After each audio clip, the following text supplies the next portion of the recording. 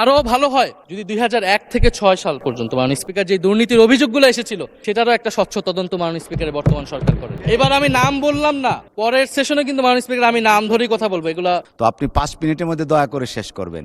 Thank মাননীয় you. Speaker আর মাননীয় প্রধানমন্ত্রীর থেকে আরো 5 মিনিট আমি রিকোয়েস্ট করছি মাননীয় স্পিকার।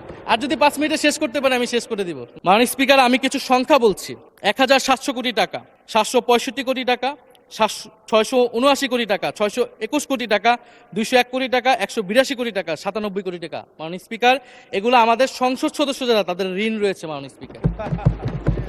এবার আমি নাম বললাম না, পরের সেশনে কিন্তু মাননীয় স্পিকার আমি নাম ধরেই কথা বলবো। এগুলা ফ্যাক্ট, এবং এখনো 2 জন আসতে পারে নাই এই কারণে। 200-র বেশি সার্ভিস ও ফিচারে লেনদেনের সব বিকাশ অ্যাপে সম্ভব। এখন দুর্নীতির বিরুদ্ধে তো যুদ্ধ ঘোষণা হয়েছে। এখন এই ঋণগুলো কবে বাংলাদেশের জনগণ ফেরত পাবে, বাংলাদেশের ব্যাংক ফেরত পাবে মাননীয় স্পিকার, এটা আমরা জানতে চাই। মাননীয় স্পিকার যদি সময় একটু বাড়িয়ে দেন। মাননীয় স্পিকার, 16 বছরে আওয়ামী লীগের যে দুর্নীতি, সেই দুর্নীতি থেকেও বড় হয়ে গেছে অন্তর্বর্তী সরকারের সময় ছাত্র সমন্বয়করা কি দুর্নীতি করেছে মাননীয় স্পিকার। ছাত্র সমন্বয়করা খুবই খারাপ, তারা মন্ত্রণালয়ে ঘুরেছে, দুর্নীতি করেছে, কিংস পার্টি করেছে। তো মাননীয় স্পিকার, গত আওয়ামী লীগের আমলে 16 বছরের দুর্নীতির বিচার ওনারা কিভাবে করবেন সেইটা মাননীয় স্পিকার ওনাদের বলা উচিত জনগণের সামনে।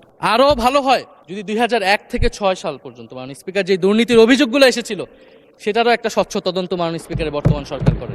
দুর্নীতি কেউ না কেউ তো করেছে, কারা করেছে তাদের নাম বাংলাদেশের জনগণের সামনে উন্মুক্ত করা হোক, কারণ সেটার জন্যই তাদেরকে ভোগান্তি পোহাতে হয়েছে 1/11 ষড়যন্ত্রের মাধ্যমে। বর্তমান প্রধানমন্ত্রী, তাকেও কিন্তু দুর্নীতির মিথ্যা অভিযোগ দিয়ে মাননীয় স্পিকার তার বিরুদ্ধে মামলা করা হয়েছিল।